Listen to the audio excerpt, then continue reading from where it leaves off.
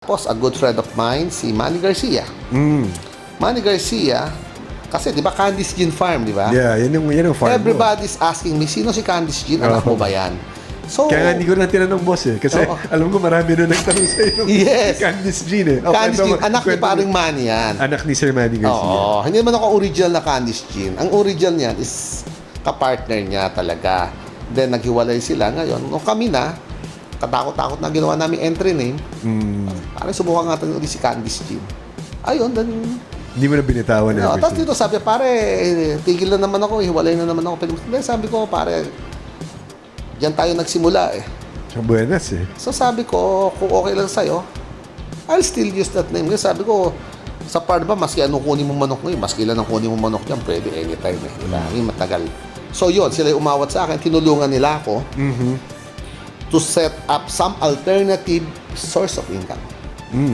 Okay, yan ang maganda na. May Yes. pag-asa na sa buhay. Yan na. Yes. So proud to say, may abogado na ako, may arkitekto na ako, may doktor na ako.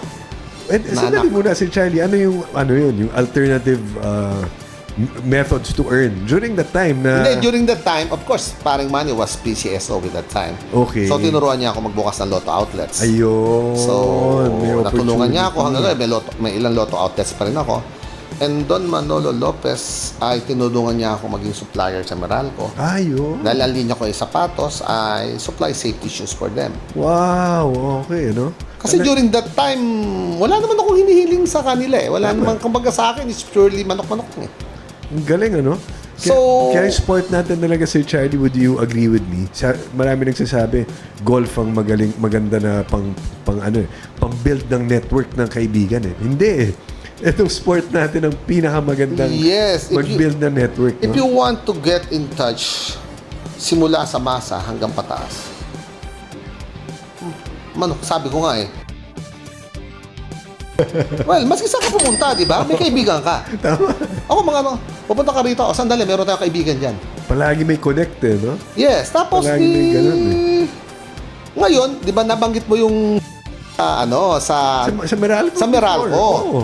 What year was that, Sir Charlie? Hindi ko matandaan eh. Pero kailan siya tumigil? Yun na lang, more or less. I think...